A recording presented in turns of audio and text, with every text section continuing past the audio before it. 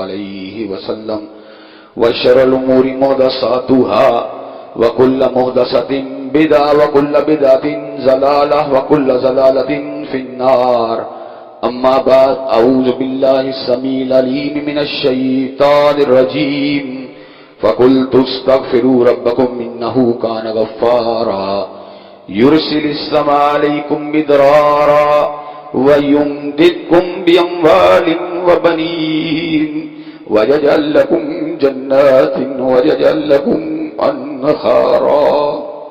ہر قسم کی تعریفات اللہ مالک الملک کے لیے ہیں، جنہوں نے جنات اور انسان کو حقیقی معنوں میں اپنی پوجا، اپنی بندگی اور اپنی عبادت کے لیے بنایا ہے۔ جنات اور انسان کی تحریک کا حقیقی اور بنیادی مقصد یہی تھا کہ وہ بارگاہ رب العالمین میں آیا کریں، اپنی جبین نیاز کو مالک کائنات کی بارگاہ میں آ کے جھکایا کریں، اپنے دست سوال کو کبریا کی بارگاہ میں آ کے پھیلایا کریں، اپنی کمر کو حالت رکوع میں اس کی بارگاہ میں آ کے ہم کیا کریں، اسی کی تکبیر کی صداؤں کو بلند کیا کریں، اسی تحلیل کے آوازوں کو اجاگر کیا کریں اور اسی کی تسبیح گیت گایا کریں۔ چنانچہ ارشاد ہوا وما خلقت الجن والانس الا لیعبدون، اور میں نے نہیں بنایا جنات اور انسان کو مگر اپنی پوجا، اپنی بندگی اور اپنی عبادت کے لیے۔ حمد و ثنا کے بعد عرب ہا عرب انگنت اور بے شمار درود و سلام ہوں اس ہستی اقدس و مقدس پر کہ جن کا نام نامی اور اسم گرامی محمد کریم صلی اللہ علیہ وآلہ آلہ وصحبہ وبارک وسلم ہے۔ اللہ رب العزت نے امام کائنات علیہ الصلوۃ والتسلیم کو اہل کائنات کی ہدایت اور ان کی رہنمائی کے لیے مبعوث فرمایا اور آپ کی ذات بابرکات کے ذریعے اہل کائنات کی ہدایت اور فرمایا۔ اللہ رب العزت نے امام الہدیٰ علیہ الصلوۃ والتسلیم کی سیرت طیبہ میں طرح طرح کی خصوصیات کو ودیت فرما دیا تھا اور گوناگوں قسم کی صفات کو آپ کی ذات اقدس و مقدس کا حصہ بنا دیا تھا۔ اور ان تمام باتوں سے بڑھ کر یہ کہ میرے آقا کی زندگی میں کوئی صبح ایسی نہیں آئی، کوئی شام اور کوئی رات ایسی نہیں آئی، دکھوں کی کوئی گھڑی اور خوشیوں کا لمحہ ایسا نہیں آیا جب مالک کائنات نے اپنی تائید کو، اپنی نصرت کو، اپنی حمایت کاملہ، اپنی تائید لازوال و بے مثال کو حضرت رسول اللہ صلی اللہ علیہ وسلم کے شامل حال نہ فرمایا ہو۔ اور ان تمام باتوں سے بڑھ کر یہ کہ عرش کے رب نے اپنی آخری کتاب حمید کو سید العرب والعجم، امام المتقین والابرار، حضرت اشرف الانبیاء والمرسلین، حضرت خاتم النبیین جناب محمد کریم صلی اللہ علیہ وسلم کے قلب اطہر میں نازل فرما دیا تھا۔ یہ کتاب کیا ہے؟ علم کا، حکمت کا، دانائی کا، روشنی کا ایک سمندر ہے، اور اس میں غوطہ لگانے والوں کو وہ کچھ ملتا ہے جو دنیا کے کسی اور کتاب کو پڑھنے والے کو وہ اشیاء، وہ علم، وہ حکمت، وہ اسرار اور رموز والی باتیں نہیں ملتی۔ خوش نصیب ہیں وہ لوگ جن کا تعلق کلام اللہ کے ساتھ ہے، اور بد نصیب ہیں وہ لوگ جنہوں نے کلام اللہ کے ساتھ اپنے تعلق کو کمزور کر لیا۔ کلام اللہ اس رمضان المبارک کے ماہ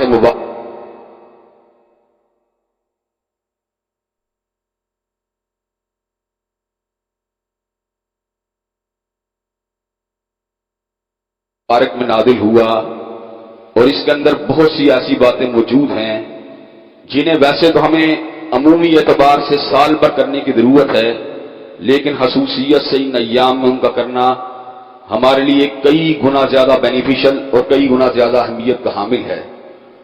اس کی کچھ وجوہات ہیں۔ اس کی پہلی وجہ بنیادی طور پر یہ ہے کہ بعض جگہیں اور بعض ایام ایسے ہوتے ہیں جبکہ بادشاہ، شہنشاہ، مالک الملک اپنی صحابت اور فیاضی کے اعتبار سے اس کی رحمت کا دریا اپنے پورے عروج پہ ہوتا ہے۔ حضرات گرامی قدر صحن مسجد میں جتنی اللہ کی رحمتیں ہوتی ہیں اتنی بازار میں نہیں ہوتی، اور جتنی رمضان المبارک کے ماہ مبارک میں ہوتی ہیں اتنی باقی ایام میں نہیں ہوتی۔ چنانچہ ان ایام کے اندر کرنے والے وہ تمام کام بطریق احسن کرنے چاہیے جن کو کرنے کا اللہ تبارک و تعالی نے کلام حمید میں حکم دیا ہے۔ حضرات گرامی قدر، دنیا کا ایک اصول اور ضابطہ ہے کہ جب قانون شکنی ہوتی ہے تو قانون حرکت میں آتا ہے اور مجرم کو پکڑنے کے لیے اپنے وسائل اور ذرائع کو استعمال کیا جاتا ہے، لیکن مجرم اگر اثر و رسوخ والا ہو، صاحب سرمایہ ہو یا جتھوں والا ہو، آپ کے سامنے اس طرح کی مثالیں موجود ہیں، مینشن کرنے کی ضرورت نہیں، تو مجرم یا ملزم جو ہوتا ہے وہ قانون کی گرفت سے بچ نکلنے میں کامیاب ہو جاتا ہے۔ لیکن یہ معاملہ اللہ تبارک و تعالیٰ کی ذات کے ساتھ نہیں ہو سکتا، اس لیے کہ ان القوۃ للہ جمیعہ، قوتوں کا مرکز میرے پروردگار عالم کی ذات ہے۔ اور جہاں تک تعلق ہے سرمایہ کی بات کا، وَلِلَّهِ خَزَائِنُ السَّمَاوَاتِ وَالْأَرْضِ، زمین و آسمان کے خزانے اس ہی کی ملکیت ہیں، چنانچہ اس کو ہم سے کوئی مال، کوئی سرمایہ نہیں چاہیے۔ جو معاملہ دنیا کے اندر قانون شکنی کا ہے، وہ معاملہ اللہ تبارک و تعالیٰ کے یہاں بھی قانون شکنی کا ہے۔ قانون شکنی کا اصل ہمیادہ تو انسان کو روز محشر بھگتنا پڑے گا، جہاں پر اللہ تبارک و تعالیٰ نے اس امر کا اعلان فرما دیا، وَأَمَّا مَنْ خَفَّتْ مَوَازِينُهُ فَأُمُّهُ هَاوِيَةٌ، جس کا دایاں پلڑا بھاری ہے وہ جنتی ہے، اور جس کا بایاں پلڑا بھاری ہے وہ جہنمی ہے۔ لیکن حضرات گرامی قدر، دنیا کے اندر بھی اللہ تبارک و تعالیٰ نے اپنے اس قانون احتساب کو مقرر کر رکھا ہے۔ ما اصابکم من مصیبہ فبما کسبت ایدیکم، جتنی بھی مصیبتیں میری اور آپ کی زندگی میں آ رہی ہیں، در حقیقت وہ میرے اپنے نامہ اعمال کی سیاہی کا نتیجہ ہیں۔ وما انا بظلام للعبید، میں نے کبھی اپنے بندوں کے پر ظلم نہیں کیا۔ ما اصابکم من مصیبہ فبما کسبت ایدیکم، جتنی بھی مصیبتیں تم کو آ رہی ہیں در حقیقت تمہارے اپنے نامہ اعمال کی سیاہی کی وجہ سے آ رہی ہیں۔ تمہاری پریشانیاں، تمہاری الجھنیں، تمہارے شکوک و شبہات، تمہارے مالی بحران، یہ سارے کے سارے در حقیقت تمہارے اپنے اعمال کی سیاہی کا نتیجہ ہیں۔ میرا طریقہ تو یہ تھا، من عمل صالحا من ذکر او انثى وهو مؤمن فلنحيينه حیاۃ طیبۃ، جو ایمان کے بعد عمل صالح کرتا ہے ہم تو اس کو طیب زندگی عطا فرماتے ہیں۔ اس طیب زندگی میں انتشار اور بگاڑ اگر پیدا کیا تم نے خود پیدا کیا۔ میں اگر سوخت اسامہ ہوں تو یہ روز سیاہ خود دکھایا ہے میرے گھر کے چراغاں نے مجھے۔ میری زندگی کے جملہ مشاکل در حقیقت میری ہی بدبختی کا، میری ہی بدعملی کا، میری ہی سیاہکاری کا نتیجہ ہے۔ جب پوری کی پوری قوم یا میس لیول کے اوپر پروردگار عالم کی نافرمانی ہوتی ہے، نتیجہ کیا نکلتا ہے؟ ظہر الفساد فی البر والبحر بما کسبت ایدی الناس، پھر حسنیوں اور پریوں کے اندر فساد ظاہر ہو جاتا ہے، پھر امن و امان توبہ جو بندشوں کا شکار مطمئنہ۔ اللہ ایک بستی کی مثال دیتے ہیں جس کے پاس 3 زبردست قسم کی نعمتیں موجود تھیں۔ داخل میں اطمینان تھا، خارج میں امن تھا، یاتیہا رزقہا رغدا من کل مکان، اور رزق با فراغت ہر مقام سے چل کے آ رہا تھا۔ فکفرت بانعم اللہ، انہوں نے اللہ کی نعمتوں کی ناشکری کی، پھر کیا ہوا؟ فَأَذَاقَهَا اللَّهُ لِبَاسَ الْجُوعِ وَالْخَوْفِ بِمَا كَانُوا يَصْنَعُونَ، اللہ تبارک و تعالیٰ نے امن اور اطمینان کو چھین کر ان کے اوپر خوف کو مسلط کر دیا، اور رزق کو چھین کر ان کے اوپر بھوک کو مسلط کر دیا۔ اللہ نے سورہ ہود میں ان بستیوں کا ذکر کیا جو بستیاں اپنی بدعملی کی وجہ سے ہلاکت کے گھڑے میں گری۔ اللہ نے قومیں سمود کا ذکر کیا، قوم عاد کا ذکر کیا، قوم سدوم کا ذکر کیا، قوم مدین کا ذکر کیا، اصحاب اور آل فرعون کا ذکر کیا، اور ان تمام باتوں کے بعد یہ بات کہی وَلَوْ أَنَّ أَهْلَ الْقُرَىٰ آمَنُوا وَاتَّقَوْا لَفَتَحْنَا عَلَيْهِمْ بَرَكَاتٍ مِّنَ السَّمَاءِ وَالْأَرْضِ، اگر بستیوں کے رہنے والے مجرم نہ ہوتے، مومن اور متقی ہوتے، لفتحنا علیہم برکات من السماء والارض، تو میں آسمان اور زمین سے ان کے لیے برکات کے دروازوں کو کھول دیتا۔ پروردگار عالم، ہم ہی مجرم ہیں، ہم ہی گناہگار ہیں، ہم ہی خطاکار ہیں، ہم ہی تیری نافرمانیاں کرنے والے ہیں، ہم ہی بادامالیاں کرنے والے ہیں، ہم ہی سیاکاریاں کرنے والے ہیں، ہم ہی تیری گرفت کو تیرے احتساب سے بے نیاز ہو کر تیری نافرمانی اور سرکشی کے راستوں پہ چلنے والے ہیں۔ اللہ، ہم سے بہت کچھ ہوا، ہم نے بہت سی بدعمالیاں کی، اللہ بچاؤ کی کیا صورت ہے؟ میرے محبت کرنے والے اللہ، جو کہ جمالی صفات اور جمالی اسماء کو رکھتے ہیں، اور جس کی اسماء جمالیہ اسماء جلالیہ پہ غالب ہیں، اور جس نے اس امر کا اعلان فرما دیا ورحمتی وسعت کل شیء، اور میری رحمت نے ہر چیز کا احاطہ کیا ہوا ہے، اس نے اس امر کا اعلان فرما دیا یا عبادی الذین اسرفوا علی انفسہم لا تقنطوا من رحمت اللہ ان اللہ یغفر الذنوب جميعا، اے میرے بندو جو اپنی جانوں پہ ظلم کر چکے ہو، میری رحمت سے نا امید نہیں ہونا۔ ان اللہ یغفر الذنوب جميعا، بے شک میں سارے گناہوں کو معاف کر دوں۔ سارے گناہوں کے باوجود نفس انسانی میں یہ سوال اکثر ابھرتا ہے کہ شاید ان سارے گناہوں سے مراد کوئی چھوٹے موٹے یا عمومی گناہ ہوں گے، لمم ہوں گے، لاپرواہی سے صادر ہونے والے گناہ ہوں گے۔ اللہ تبارک و تعالیٰ نے سورہ فرقان میں 3 کبیرہ گناہوں کا ذکر کیا، شرک کا ذکر کیا جو کہ اکبر الکبائر ہے، ان الشرک لظلم عظیم، سارے ظلم ایک طرف ہو شرک کا مقابلہ نہیں کر سکتے۔ قتل کا ذکر کیا، انہو من قتل نفسا بغیر نفس او فساد فی الارض فکأنما قتل الناس جميعا، جس نے ایک انسان کو مارا ہے بغیر جرم کے مارا ہے، اس نے ایک کو نہیں مارا، اس نے پوری انسانیت کو مارا ہے۔ اور جس نے کسی عالم دین کو مارا ہے، جس نے کسی دین کے دائی کو مارا ہے، جس نے حضرت حبیب الرحمن کو مارا ہے، جس نے حضرت علامہ شہید کو مارا ہے، جس نے اکابر علماء اسلام کو مارا ہے، ومن یقتل مؤمنا متعمدا فجزاؤہ جہنم خالدا فیہا وغضب اللہ علیہ ولعنہ واعد لہ عذابا عظیما، اس پر اللہ کا غصہ بھی ہے، ناراضگی بھی ہے، لعنتیں بھی ہیں، جہنم کا دردناک عذاب بھی ہے، بڑا عذاب بھی ہے۔ اور زنا اتنا بڑا گناہ کہ المتجرور رابع کی روایت کے مطابق ایک مرتبہ کا زنا 60 سال کی عبادت کے پر غالب آ جاتا ہے۔ حضرات گرامی قدر، اس لیے کہ زندگی کا مقصد اپنے آپ کو آلودہ کرنا نہیں، قد افلح من زکاہا وقد خاب من دساہا، کامیاب وہ ہوا جس نے نفس کو پوتر بنا لیا، اور ناکام وہ ہوا وقد خاب من دساہا، جس نے نفس انسانی کو آلودہ کر دیا۔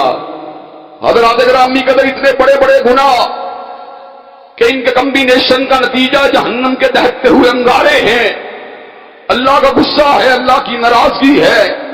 لیکن حضرات گرامی قدر، پروردگار عالم نے رحمت بڑا اعلان فرما کر میرے اور آپ کے دل کے اوپر، اس کے زخموں کے اوپر مرہم رکھ دیے، اعلان فرما دیا الا من تاب وآمن وعمل عملا صالحا فاولئک یبدل اللہ سیئاتہم حسنات، مگر جو توبہ کو لے کے آئے، جو ایمان کو لے کے آئے، جو عمل صالح کو لے کے آئے، اس کے گناہوں کو معاف ہی نہیں کروں گا بلکہ گناہوں کو نیکیوں کے ساتھ تبدیل فرما دوں۔ حضرات گرامی قدر، لشکر اسلام لشکر کفار کے مقابلے پہ کھڑا ہو، ڈٹنا واجب ہے، اور بھاگنا اللہ کے غضب کو دعوت دینے والی بات ہے۔ یا ایھا الذین آمنوا اذا لقیتم الذین کفروا زحفا فلا تولوهم الادبار ومن یولہم یومئذ دبرہ الا متحرفا لقتال او متحیزا الی فئۃ فقد باء بغضب من اللہ ومأواہ جہنم وبئس المصیر۔ مقابلہ لشکر کفار سے ڈٹ کے رہنا ہے، ومن يولهم يومئذ دبره الا متحرفا لقتال او متحيزا الى فئة فقد باء بغضب من الله ومأواه جہنم وبئس المصير. اور جو میدان جنگ سے پلٹ گیا سوائے اس نیت کے کہ پلٹ کر جھپٹ کر پلٹنا لہو گرم رکھنے کا ہے ایک بہانہ، جو اس نیت سے پلٹا کہ دوبارہ حملہ کرنا ہے اس کی بات نہیں، لیکن جو بھاگنے کے لیے پلٹا ہے فقد باء بغضب من اللہ، اس کے پر اللہ کا غصہ ہے، ناراضگی ہے. فقد باء بغضب من اللہ ومأواہ جہنم، وہ جہنمی ہے، وبئس المصیر، انتہائی برا ٹھکانہ ہے. لیکن سید الاولین والآخرین نے کمال کا اعلان فرما دیا کہ ایسا شخص بھی بارگاہ رب العالمین میں آ کے الفاظ کہے استغفر اللہ الذی لا الہ الا هو الحی القیوم واتوب الیہ، اللہ اس کی بھی خطاؤں کو معاف کر دے. حضرات گرامی قدر، سیرت انبیاء کا مطالعہ کیجئے. کم از کم 2 نبی ایسے ہیں جنہوں نے ہمیں اللہ سے رجوع کرنے کا طریقہ بڑے ہی آسان انداز میں سمجھایا ہے. سیدنا آدم کو جب شجر ممنوعہ کو استعمال کرنے کے بعد زمین کو اتارا گیا تھا اور لباس جنت کو ان سے ان کی اہلیہ کو واپس لے لیا گیا تھا. حضرت آدم علیہ السلام کو جنت کی آب و ہوا، جنت کا خوشنما موسم اور اس کی یاد بڑی شدت سے ستائی. اپنے رحیم و کریم مولا کی یاد بھی آئی. الفاظ کہے تو کیا کہے، ربنا ظلمنا انفسنا وان لم تغفر لنا وترحمنا لنکونن من الخاسرین. اے ہمارے پروردگار، ہم نے اپنی جانوں پہ ظلم کیا ہے، اگر آپ نے ہمیں معاف نہ کیا اور ہم پہ رحمت نہ کی لنکونن من الخاسرین، ہم خسارہ پانے والوں میں شامل ہو جائیں گے. تو اللہ تبارک و تعالی نے حضرت آدم علیہ السلام کی فریاد کو قبول و منظور فرما لیا. فتاب علیہ، اپنی رحمت کا ان کے پر نزول فرما دیا اور ایک کلیہ ان کے سامنے بیان فرما دیا. فَإِمَّا يَأْتِيَنَّكُم مِّنِّي هُدًى فَمَن تَبِعَ هُدَايَ فَلَا خَوْفٌ عَلَيْهِمْ وَلَا هُمْ يَحْزَنُونَ. میں اپنی طرف سے رہنمائی اور ہدایت کی دستاویزات کو، رسولوں کو اور ضابطوں کو تمہاری نسل کے پاس بھیجوں گا. فَمَن تَبِعَ هُدَايَ فَلَا خَوْفٌ عَلَيْهِمْ وَلَا هُمْ يَحْزَنُونَ.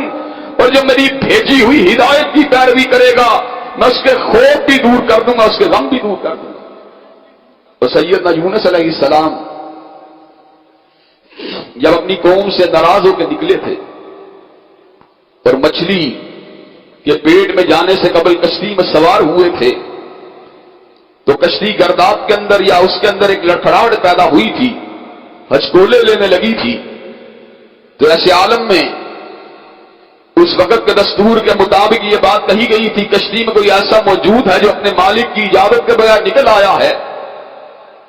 سیدنا یونس علیہ السلام اس وقت اس بات کا پوری طرح اس میں مستحضر نہ تھے کہ معاملے کی حقیقت اور گہرائی کیا ہے. حضرات گرامی کے کرے کو ڈالا گیا، سیدنا یونس علیہ السلام کا نام کرے میں نکل آیا، سمندر کے اندر اتارا گیا، مچھلی نے نگل لیا.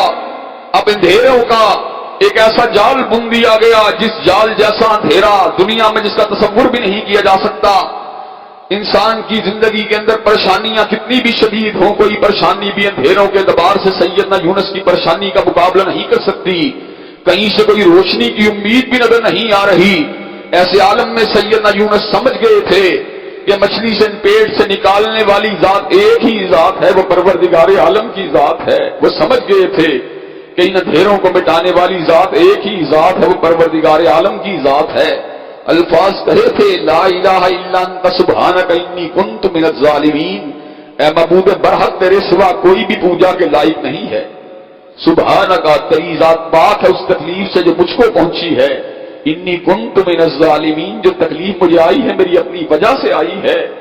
حضرات اگر امی کرے کتنا کمپریہنسو استغفار کیا، تسبیح کے الفاظ کے اندر جڑا ہوا اور اعتراف حقیقت کس انداز کے اندر کیا کہ ہر چیز کو اللہ کے سامنے رکھ دیا اور اپنے پاس آنے والی مصیبت کی نسبت پروردگار عالم سے کرنے کی بجائے اپنی ذات سے کر کے اپنے رب کی بارگاہ کے اندر فریاد کا پروانہ پیش فرما دیا. حضرات گرامی قدر پروردگار عالم نے یونس علیہ السلام کے اعتراف کو اور آپ کی اس آنسو والی گریہزاری کو کس انداز میں قبول و منظور فرما لیا. اعلان ہوا فاستجبنا له ونجيناه من الغم وكذلك ننجي المؤمنين. ہم نے یونس کی فریاد کو سن لیا, اس کے غموں کو مٹا دیا. وَكَذَلِكَ نُنْجِي الْمُؤْمِنِينَ. اور جو کوئی بھی آئے گا یونس کا عقیدہ رکھ کے آئے گا, مجھے الہ حق سمجھ کے آئے گا, اپنے جو ہے اپنی زندگی کے نشیب و فراز کے دوران ہونے والے اعمال کے اوپر آنسوؤں کو گرا کے آئے گا, میں اس کے غموں کو ویسے ہی دور کروں گا جیسے میں نے یونس کے غم کو دور کیا. حضرات گرامی قدر, جو درس ہمیں تاریخ انبیاء سے حاصل ہوا, سیرت انبیاء سے حاصل ہوا, اس درس کو ہم نے بزبان رسالت مآب اس انداز سے پورے ہوتے ہوئے دیکھا کہ امید کا بجھتا ہوا دیا ایک الاؤ کی شکل اختیار کر گیا. ابلیس یاسیت کا پیغام لے کے آتا ہے اور اللہ تبارک مغفرت کا پیغام سناتے ہیں.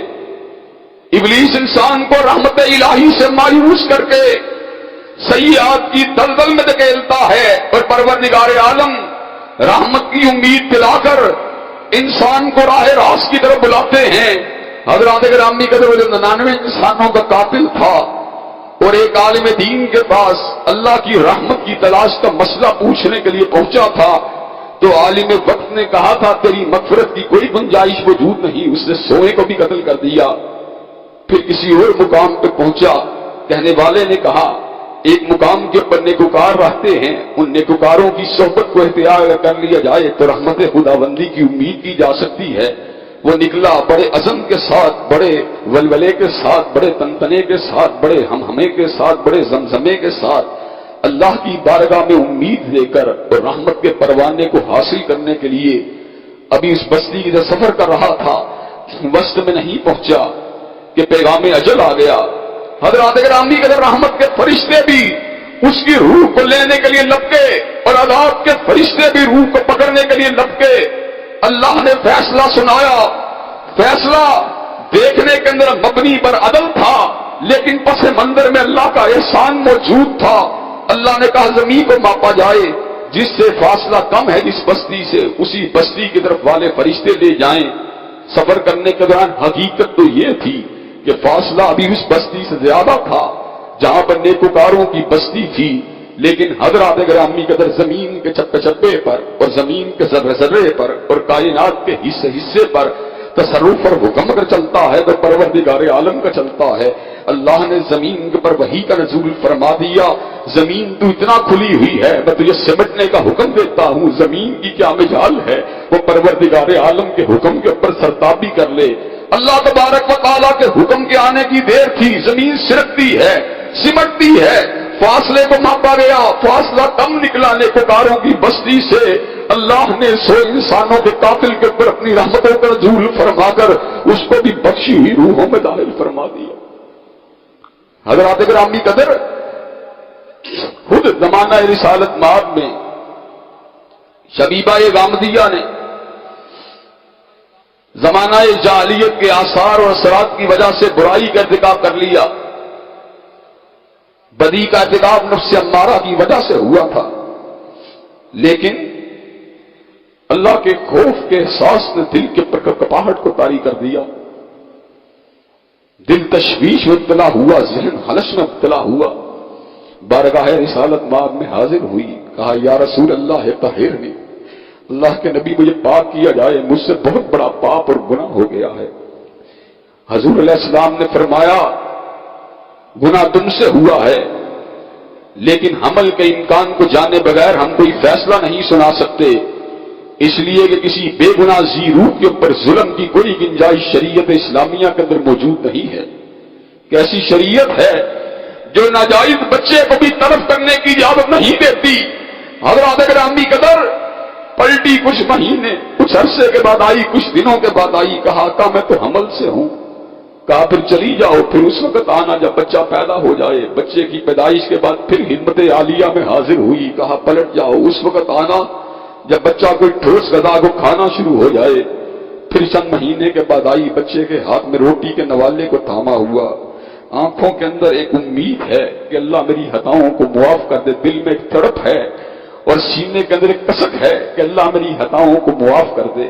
کہا آقا اب تو مجھے پاک اور صاف کرنے کا انتظام کر دیا جائے۔ حضرات گرامی قدر، حضرت رسول اللہ صلی اللہ علیہ وسلم نے اللہ کی اس مومنہ بندی کو تڑپتا دیکھ کر اور اپنے گناہوں کے اوپر پھڑکتا دیکھ کر اور اعتراف جرم کے اوپر جو شریعت کا اصول ہے کہ حد کو قائم کر دیا جائے، اس حد کو قائم کرنے کا حکم دیا۔ حضرت شبیبہ کو زمین میں گاڑا گیا، پتھروں کو ان کے وجود کے اوپر مارا گیا، حضرات گرامی قدر لہو کا ایک فوارہ نکلا، حضرت سیف اللہ خالد نے ولید کے کپڑوں کے اوپر پڑا، حضرت خالد سیف اللہ جو اللہ کی تلواروں میں سے ایک تلوار تھے، اس خون کے چھینٹے کو دیکھ کے تڑپ گئے، کہا ناپاک عورت تھی، جاتے جاتے مجھ کو بھی ناپاک کر گئی ہے۔ حضرت رؤوف رحیم کے کانوں میں جس وقت خالد نے ولید کے الفاظ ٹکرائے، حضرت رؤوف رحیم نے کہا خالد شبیبہ نے ایسی توبہ کی ہے، ایسی توبہ کی ہے، ایک روایت کے مطابق 70 گناہگار اور دوسری روایت کے مطابق مدینہ کے سب گناہگاروں کو پر اس کی توبہ کو تقسیم کر دیا جائے تو اللہ سب کی خطاؤں کو معاف کر دے۔ حضرات گرامی قدر، وہ جو خطا کاروں کو ان کی خطاؤں کی وجہ سے معاف فرمانے والا ہے، حضرات گرامی قدر، اس کی نازل کردہ شریعت نے ہمیں یہ پیغام بھی سنا دیا کہ جو بڑا ہی نیکوکار ہے، جو بڑا ہی شب زندہ دار ہے، جو بڑا ہی تہجد گزار ہے، اس کو بھی استغفار اور توبہ سے بے نیازی کا راستہ نہیں مل سکتا۔ اللہ نے اہل ایمان کی اداؤں کا ذکر کیا، اہل ایمان کی راتوں کا ذکر کیا۔ میری راتیں کیا اس سانچے میں ڈلی ہوئی ہیں؟ میری راتیں تو گناہوں کے سانچے میں ڈلی ہوئی ہیں، میری تنہائیاں تو اللہ کی نافرمانی میں ڈلی ہوئی ہیں۔ اللہ نے نفوس قدسیہ کا ذکر کیا، والذین یبیتون لربہم سجدا وقیاما، کہ جن کی راتیں عرش والے کے سامنے گڑگڑاتے ہوئے گزرا کرتی تھی، والذین یبیتون لربہم سجدا وقیاما، جن کی راتیں حالت سجدہ اور حالت قیام میں گزرا کرتی تھی، کانوا قلیلا من اللیل ما یہجعون، پروردگار عالم کی محبت اور حشیت جو ہوتی تھی ان کی نیند پہ غلبہ پا لیا کرتی تھی، کانوا قلیلا من اللیل ما یہجعون، راتوں کو سونا ان کے لیے مشکل ہو جایا کرتا تھا۔ پھر جب راتوں کو اللہ کی بندگی میں گزارا کرتے تھے، پھر صبح کیسے عالم میں کیا کرتے تھے۔ اللہ نے صبحوں کا جب منظر کھینچا ہے وہ منظر بڑا ہی عجیب ہے، وبالاسحار هم یستغفرون، جب سحری کا وقت آتا تھا تو ساری رات تہجد کو پڑھنے والے، ساری رات قیام کو کرنے والے اللہ کی بارگاہ میں استغفار اور توبہ کے آنسوؤں کو گرا رہے ہوتے تھے کہ اللہ تبارک و تعالی عبادت تو کی ہے لیکن حق تو یہ ہے کہ حق ادا نہیں ہوا۔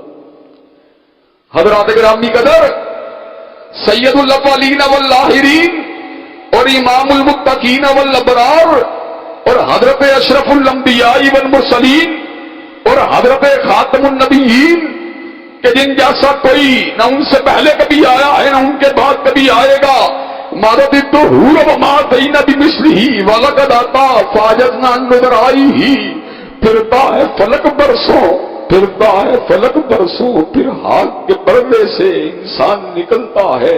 اور حضرات گرامی قدر کیسا انسان پھر ہاتھ کے پردے سے نکلا کہ پنڈت ہری چند اختر کو بھی یہ بات کہنا پڑی، کس نے ذروں کو اٹھایا اور صحرا کر دیا، اور کس نے قطروں کو ملایا اور دریا کر دیا، اور آدمیت کا غرض ساما مہیا کر دیا، اور ایک عرب نے آدمی کا بول بالا کر دیا۔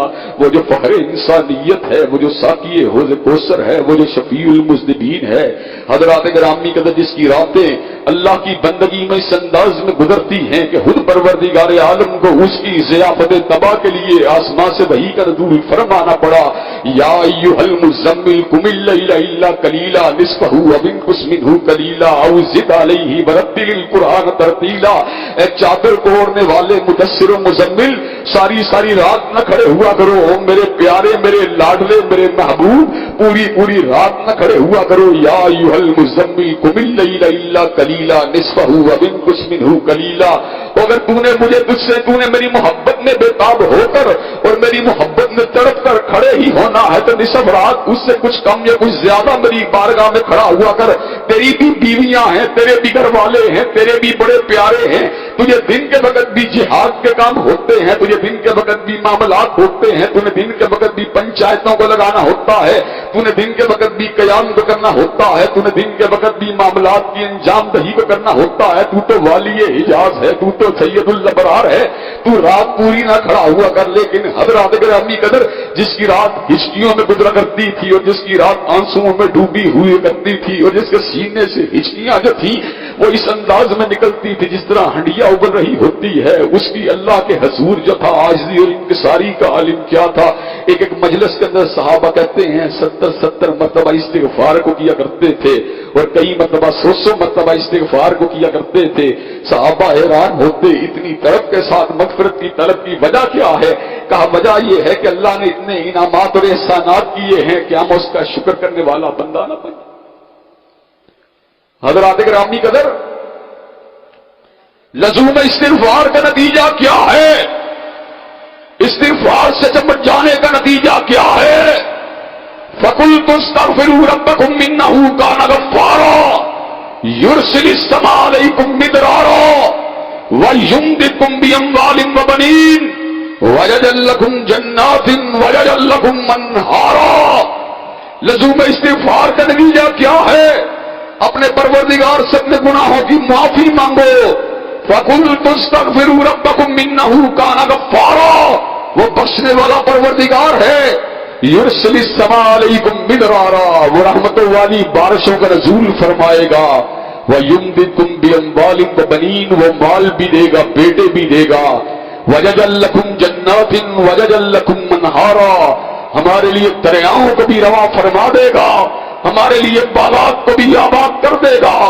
حضرات گرامی قدر، وہ آنسوؤں کو کبھی رائے گا جانے نہیں دیتا، وہ ندامت کو کبھی کسی طرح اگنور نہیں کرتا، وہ عاجزی اور انکساری کو کبھی نظر انداز نہیں کرتا، وہ بہت ہی فضل والا ہے۔ اس نے خود اس امر کا اعلان فرما دیا، وَأَنِ اسْتَغْفِرُوا رَبَّكُمْ ثُمَّ تُوبُوا إِلَيْهِ يُمَتِّعْكُم مَّتَاعًا حَسَنًا إِلَىٰ أَجَلٍ مُّسَمًّى وَيُؤْتِ كُلَّ ذِي فَضْلٍ فَضْلًا۔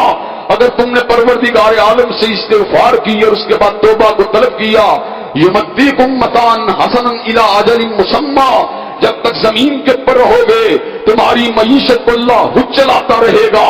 ویؤتی کل ذی فضل فضلا، اور اپنے فضل بے پایاں کا نزول فرماتا رہے گا۔ لیکن اگر تم نے توبہ کا اور استغفار کا اور ندامت کے آنسو گرانے کے روش کو اختیار نہ کیا تو پھر کیا ہوگا؟ انی اخاف علیکم عذاب یوم کبیر، تو پھر بڑے دن کے عذاب کا انتہائی بڑا خطرہ ہے۔ اللہ تبارک و تعالی ہمیں ماہ رمضان المبارک میں صحیح طور پہ توبہ اور استغفار کرنے والے لوگوں میں شامل فرما دے۔ وآخر دعوانا الحمدللہ رب العالمین۔ الحمدللہ نحمدہ ونستعینہ ونستغفرہ ونؤمن بہ ونتوکل علیہ ونعوذ باللہ من شرور انفسنا ومن سیئات اعمالنا، من یهده اللہ فلا مضل له ومن یضلل فلا هادی له، واشهد ان لا الہ الا اللہ واشهد ان محمدا عبدہ ورسولہ، اما بعد فإن خیر الحدیث کتاب اللہ وخیر الہدی ہدی محمد صلی اللہ علیہ وسلم، وشر الامور محدثاتها وكل محدثۃ بدعہ وکل بدعۃ ضلالہ وکل ضلالۃ فی النار۔ حضرات گرامی قدر، زندگی میں آنے والے نشیبی واقعات یا نشیبی مواقع یا نشیبی پیچ یہ در حقیقت ہمارے اپنے گناہوں کی وجہ سے ہیں۔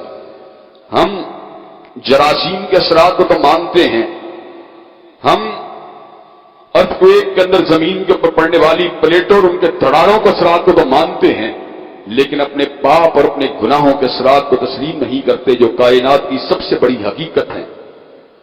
کیا وجہ ہے کہ کچھ لوگ گناہوں کے باوجود بچ نکلتے ہیں اور کچھ نیکوکار پکڑے جاتے ہیں؟ یہ ایک ایسا سوال ہے جو بہت سے لوگوں کے ذہنوں میں الجھن اور تشویش کو پیدا کرتا ہے۔ اللہ نے اس سوال کا جو جواب دیا وہ بڑا ہی باکمال ہے۔ قَلِلَّهِ مَا فِي السَّمَاوَاتِ وَمَا فِي الْأَرْضِ، اللہ ہی کے لیے ہے جو آسمان و زمینوں میں ہے۔ وَإِن تُبْدُوا مَا فِي أَنفُسِكُمْ أَوْ تُخْفُوهُ يُحَاسِبْكُم بِهِ اللَّهُ، اگر تم کسی بات کو ظاہر کرو یا چھپا لو اللہ تمہارا محاسبہ کر رہا ہوتا ہے۔ پھر اللہ کیا وجہ ہے کئی پکڑے جاتے ہیں اور کئی چھوڑ دیے جاتے ہیں؟ کا وجہ پتہ کیا ہے؟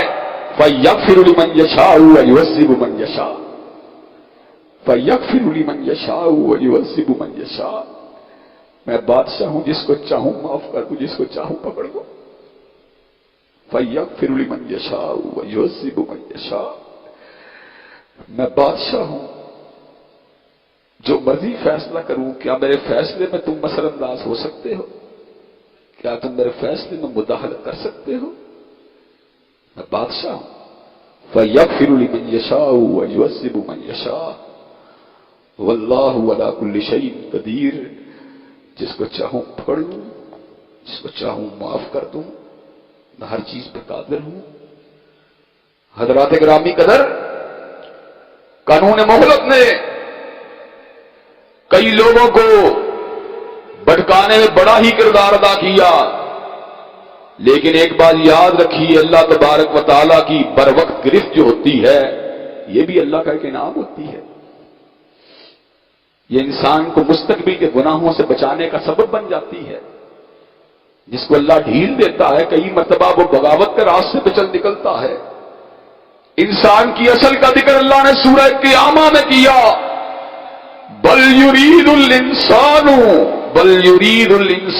لیفجر امامہ، بل یرید الانسان لیفجر امامہ. انسان تو چاہتا ہے آئندہ آنے والی پوری کی پوری زندگی نافرمانیوں میں گزارے. انسان تو پوری زندگی بغاوت میں گزارنا چاہتا ہے، لیکن یہ بے رب کا فضل ہوتا ہے. جس کو چاہتا ہے گناہوں سے روکنے کے لیے ٹھوکر لگا دیتا ہے، اور جس کو چاہتا ہے ڈھیل دے دیتا ہے. اور آخرت کے دن پھر جب پکڑے گا، اس کی پکڑ اس وقت انسان سوچے گا کاش زمین کے اوپر ہی مجھے سیدھے راستے پر اللہ نے چلا دیا ہوتا. اللہ نے اپنے کئی بندے جو بڑے ہی مخلص ہوتے ہیں، ان کی تنگ دستی کا ذکر کیا اور کمال انداز میں کیا. ان کی تنگ دستی کو کہا عیب مت سمجھو، ان کی تنگ دستی کو ان کے لیے جو ہے برا فیصلہ مت سمجھو. اللہ کیا وجہ ہے تنگ دستی؟ تو ہر بندے کو ناپسند ہے. کہا پھر سنو میری بات. وَلَوْ بَسَطَ اللَّهُ الرِّزْقَ لِعِبَادِهِ وَلَوْ بَسَطَ اللَّهُ الرِّزْقَ لِعِبَادِهِ لَبَغَوْا فِي الْأَرْضِ. اگر میں اپنے بندے کے رزق میں اضافہ کر دوں، لَبَغَوْا فِي الْأَرْضِ، تو وہ زمین کے اوپر بغاوت کرنا شروع ہو جائے. وَلَكِنْ يُنَزِّلُ بِقَدَرٍ مَا يَشَاءُ. مجھے اپنے بندے سے بڑا ہی پیار ہے، اس لیے میں اس کو اس کی حیثیت اور وسعت کے مطابق رزق دیتا ہوں، تاکہ جتنا رزق ملے وہ میچے میں رہ کے، اوقات میں رہ کے بغاوت کا راستہ اختیار کرنے کی بجائے تابعداری کے راستے پہ چلتا رہے. حضرات گرامی قدر، یہ زمین کے پر لگنے والی ٹھوکریں اور ابتلائیں ہیں، ان کو کبھی بھی برا نہیں جاننا چاہیے. یہ ٹھوکریں اور یہ ابتلائیں نہ ہوتی تو شاید انسان جو ہوتا بغاوت اور سرکشی کے پر ہی چلتا رہتا، بغاوت اور سرکشی کے پر ہی چلتا رہتا. اللہ نے سورہ تغابن کے اندر مسائل سے نکلنے کے بڑے ہی زبردست قسم کے امر کا ذکر کیا. اللہ تبارک و تعالیٰ فرماتے ہیں ما صاب مصیبت الا باذن اللہ.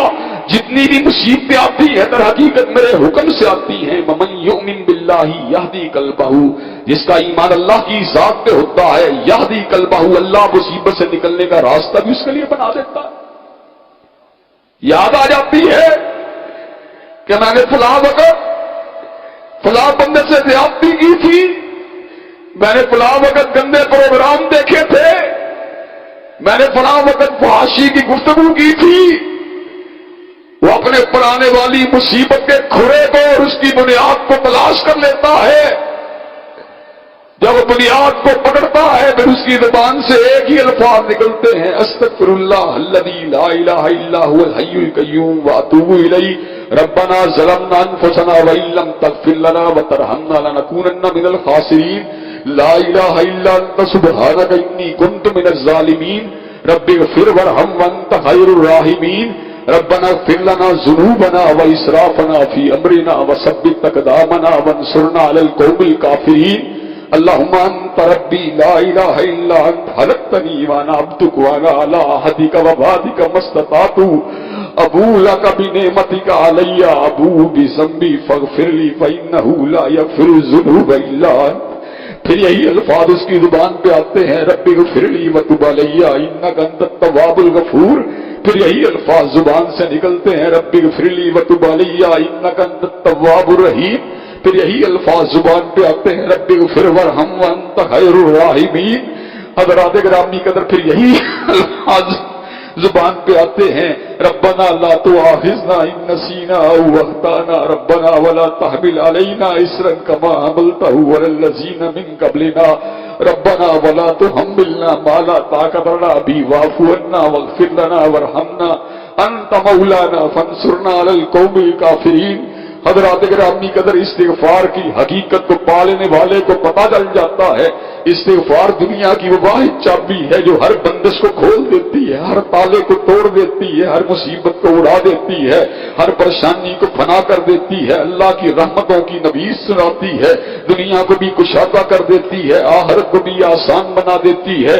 اس لیے ہمیں رمضان مبارک کے ماہ مبارک و مقدس میں بکثرت استغفار کرنے کی ضرورت ہے۔ اور حضرات گرامی قدر اس موقع کے اوپر میں آپ کی توجہ جامعہ علامہ احسان الہی ظہیر کی طرف بھی ضرور ملتفت کرنا چاہوں گا۔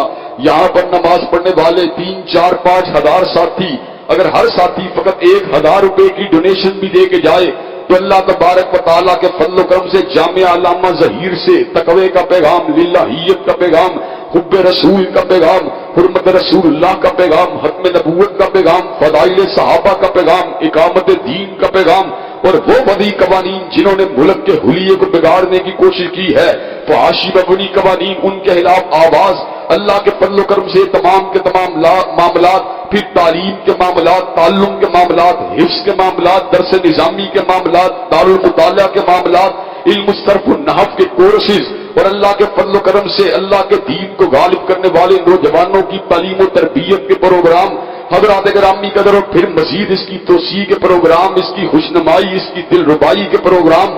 حضرات گرامی قدر، اس میں آپ تمام لوگوں کو اپنا کنٹریبیوشن ہر صورت کرنا چاہیے، مجھ سے رابطہ کرنا چاہیں، قیم بیٹے سے رابطہ کرنا چاہیں، اسی طرح ہمارے اساتذہ سے رابطہ کرنا چاہیں، کاؤنٹر کے اوپر رابطہ کرنا چاہیں، حضرات ضرور کنٹریبیوٹ کریں، اس لیے کہ وَمَا أَنفَقْتُم مِّن شَيْءٍ فَهُوَ يُخْلِفُهُ وَهُوَ خَيْرُ الرَّازِقِينَ۔ جس مال کو آپ اللہ کے راستے میں خرچ کرتے ہیں، اللہ اس کا اس سے بہتر بدل دیتا ہے، اور وہ بہترین رزق دینے والا ہے۔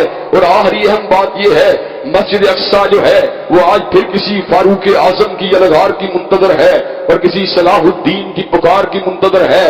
حضرات گرامی قدر، امت مسلمہ کے سوئے ہوئے ضمیر کو فلسطینیوں کی آہیں اور سسکیاں جو ہیں وہ جگانے کی کوشش کر رہی ہے، لیکن سویا ہوا ضمیر جاگ نہیں رہا۔ مسلمان نے اس حقیقت کو بلا دیا کہ انما المؤمنون اخوہ، کہ مومن آپس میں بھائی بھائی ہیں، اور مسلمانوں نے اس حقیقت کو بلا دیا کہ اخوت اس کو کہتے ہیں، چبھے کانٹا جو کابل میں تو ہندوستان ہر پیر و جمع بے تاب ہو جائے۔ مسلمانوں کو اس حقیقت کو دوبارہ دل سے لگانے کی ضرورت ہے۔ وہ ماں جس کے دوپٹے کو کھینچا جا رہا ہے وہ بھی میری ماں ہے، وہ بہن جس کی چادر کو اتارا جا رہا ہے وہ بھی میری بہن ہے، وہ نوجوان جس کے سینے میں سنگینوں کو اتارا جا رہا ہے وہی میرا بھائی ہے، وہ بیٹا جس کو ذبح کیا جا رہا ہے وہ میرا اپنا ہی تو بیٹا ہے۔ حضرات گرامی قدر، امت مسلمہ کے حکمرانوں، تم نے درس جہاد کو بلا کر اچھا نہیں کیا۔ حضرت علامہ نے بجا طور پہ کہا تھا، آج تجھ کو بتاتا ہوں تقدیر امم کیا ہے، آج تجھ کو بتاتا ہوں تقدیر امم کیا ہے، شمشیر و سناول، آج تجھ کو بتاتا ہوں تقدیر امم کیا ہے، شمشیر و سناول، شمشیر و سناول، طاؤس اور رباب آخر۔ حضرات گرامی قدر، افسوس کی بات یہ ہے ہم نے اللہ اور اس کے رسول کے پیغام کو بلا دیا، نتیجتاً کیا ہوا؟ ضربت علیہم الذلۃ والمسکنۃ وباؤوا بغضب من اللہ۔ آج ذلت اور مسکنت کی بنیادی وجہ کیا ہے اور اللہ کے عذاب کی بنیادی وجہ کیا ہے؟ ذالک بانہم کانوا یکفرون بآیات اللہ ویقتلون النبیین بغیر الحق ویقتلون الذین یأمرون بالقسط من الناس۔ اس کی بنیادی وجہ یہ ہے کہ ہم آیت اللہ کو جھٹلانے والے ہیں، ہم انبیاء کے پیروکار اور ان کے جانشینوں اور ان کے ورثاء کو شہید کرنے والے ہیں، اور ہم زمین کے اوپر گناہوں اور یورش کو بپا کرنے والے ہیں۔ اللہ تبارک و تعالی ہمیں صحیح معنوں میں اپنی اصلاح کرتے ہوئے اپنے حقیقی دین کو پلٹنے کی توفیق دے۔ جس وقت ہم بیلوں کی دموں کو پکڑ لیں گے اور اینا کی تجارت کو کرنا شروع ہو جائیں گے اور مادیت کو اپنا ہدف اول و آخر بنا لیں گے، تو اللہ تبارک و تعالیٰ ترک جہاد کی وجہ سے امت کے اوپر ذلت کو مسلط کرے گا، اور وہ ذلت اس وقت دور نہیں ہو سکتی جب تک حضرت رسول اللہ کی تلوار جہاد کو اٹھا نہیں دیا جاتا جب تک مظلوم کی حمایت کے اندر آواز حق کو اور اپنے وسائل کو اور اپنے تمام کے تمام جو ہے ترجیحات کو ان کے لیے وقف نہیں کر دیا جاتا. اور اس ضمن کے اندر ایک آخری بات کر کے اپنی بات کو ختم کروں گا. ان اللہ اشترى من المؤمنین انفسهم واموالهم بان لهم الجنہ. اللہ نے مومنوں کی جان اور مالوں کے بدلے ان سے جنت کی ٹریڈنگ کی ہے.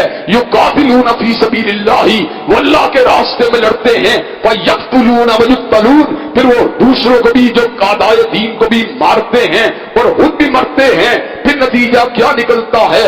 وعدن علیہ حقن فی التوراۃ والانجیل والقرآن. یہ اللہ کا سچا وعدہ ہے جو اللہ نے تورات کے اندر بھی کیا ہے، انجیل کے اندر بھی کیا ہے اور قرآن کے اندر بھی کیا ہے. ومن اوفی بعہدہ من اللہ فاستبشروا ببیعکم الذی بایعتم بہ. اور اللہ سے سچا وعدہ کسی کا نہیں ہو سکتا. فاستبشروا ببیعکم الذی بایعتم بہ، اور بشارت ہو تم سب کے لیے کہ اس سے اچھی ٹریڈنگ کی کوئی گنجائش موجود نہیں ہے. اللہ تبارک و تعالی ہم سب کو سیدھے راستے پہ چلنے کی توفیق دے.